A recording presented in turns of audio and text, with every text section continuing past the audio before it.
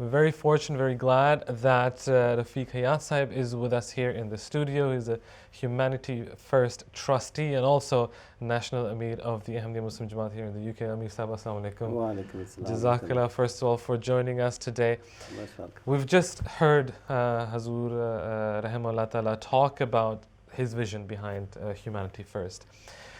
If I can ask you, when he came up with this idea, with this blessed scheme, what were the feelings of the Jamaat here? Were we confident enough? Were we a bit nervous? You know that the beauty of our Jamaat is that when Khalifatul Masih says something, we just accept and we just get on with it. Never any question, never any nervousness, because we know that it is Allah who is going to bless it. And therefore, when Hazur Aqdas mentioned this, I think the whole Jamaat was ready. And I think perhaps it was something that timing was perfect. We had just had the war in Bosnia, where of course our Khudam played a very crucial role in providing services. They went into Bosnia in the most dangerous circumstances to deliver aid. And I'm sure that you've heard some of the stories, how they were under attack, how they were stopped, and they went through all kinds of dangers, but to get the help to the poor stricken people of Bosnia. And that is where the foundation of Humanity First was laid. And that was done with the blessing of the Huzur Anwar. And I remember that during that time, we had organized that food and things would be collected, because some of the Bosnians were coming here, and our tire hall used to be filled with boxes and everything. And when the Bosnians came here, we brought them into our families. We took care of them, and they came in hundreds and thousands. And the UK Jamaat was able to help a large number of the Bosnians who came here. And they became a very much regular part of our daily life. And alhamdulillah, whatever the Jamaat could do, they did. And actually my next question is going to be, you've already taken the conversation to that direction, but could you just share some of your experiences of the earlier missions? So you mentioned Bosnia, but some of the other earlier missions and how it affected, being in mind that everything you're doing was for the first time. Yeah, I mean, there was a whole range of things happening. I remember Kyoto, in Japan, when we had that disaster there. Yes. I was also involved with MTA, and we had started organizing in the area warm food and clothing, and we used to get daily report from there, via the phone. And I remember in the studios we were putting that out on our newsreels. Was it Imam Sahib in the studio? Imam Sahib, absolutely, Imam Sahib in the studio, and I was responsible for that. Okay. That whole thing, and that was some of the early recollections.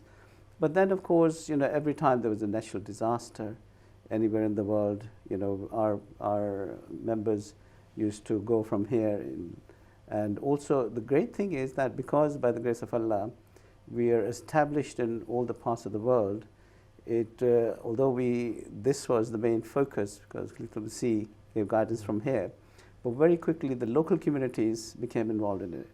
So if there was a disaster, let's say in India, or in Pakistan, or in Katrina, or all the disasters that Haiti and all of these disasters, besides our teams going from here in large numbers and the resources, but local teams got involved very quickly. And that was a great thing, that by the grace of Allah, this is something that no other organizations could do. I know that we've got a lot of large humanitarian organizations, but they all have to rely on their paid staff. And here we were dealing with volunteers throughout the world who had dedication to the level that no other people can show. They were prepared to give their time, their money, their everything to help other people.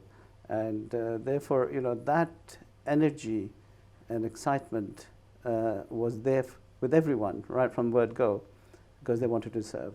And like I said, in Bosnia, they didn't worry whether they're going into a war zone, bullets flying everywhere. They were determined to get in there. Was it difficult? I mean, keeping in mind these circumstances you're saying they're so dangerous and in some cases life-threatening. Was it difficult to get people to actually volunteer themselves? Not at all. Not at all. They were. There's something about Ahmadi youth that the dedication and the will to help other people is so strong. We've just seen, Shahadat of Sayyid Taleh Sahib. I mean, he was out there just to help those people of Africa.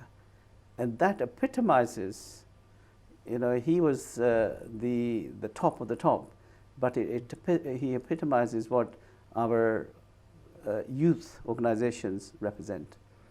And he was the diamond of all the volunteers out there who are trying to help out. And you heard Hazur's khutbah Friday, and the love that Hazur expressed for him and his love for Khilafat, it was so evident that the love that Hazur had for him, unbeknown to him as well, probably. And it's with Humanity First. I mean, we were talking about this in the morning as well. It's the constant guidance of Hazur Anvari, and he pays very close attention to the different projects that Humanity First is undergoing. So at the end, Amir, we would like to ask you as well. We're also coming to the end of today's broadcast. Why should people donate to Humanity First? You see, the thing is that the whole purpose of our Jamaat is to help humanity and to create peace in this world.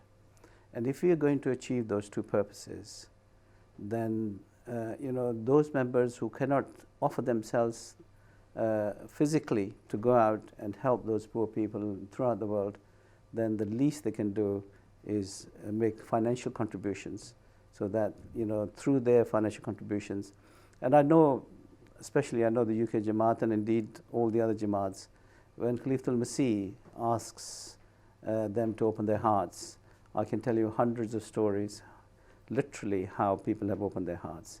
And we don't have millionaires or billionaires in our Jamaat, but the dedication, inshallah, yes, that will come, but the dedication and the commitment, and we've seen projects here, in this very mosque, we've seen this project taking place, one of the most beautiful projects.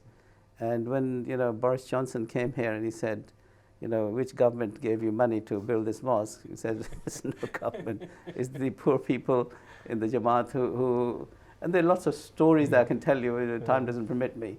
But the dedication in which people are prepared to make financial sacrifices. So my request to all the members today is, please open your hearts. This is the work that Humanity First is doing. Also in this country now, we've opened 2 food banks in this country.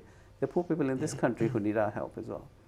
And that is the best form of tabligh that we can give. It's silent tabligh, but it's the most effective tabligh that you can do anywhere in the world, and win Allah's favor at the same time. And that is the purpose of our creation, and that's the purpose of our life. So I would say to all the members, please give generously, open your hearts, and Allah never owes anyone any money. He will return it many folds. Okay. And last night I was with some people, and I was saying, when I came to this country, I had absolutely nothing. I was doing a Saturday job and used to do paper round in the morning. But Allah has since then blessed, and so it's only because if you give to Allah, Allah returns it many, many folds. And so that is my message to all your viewers today.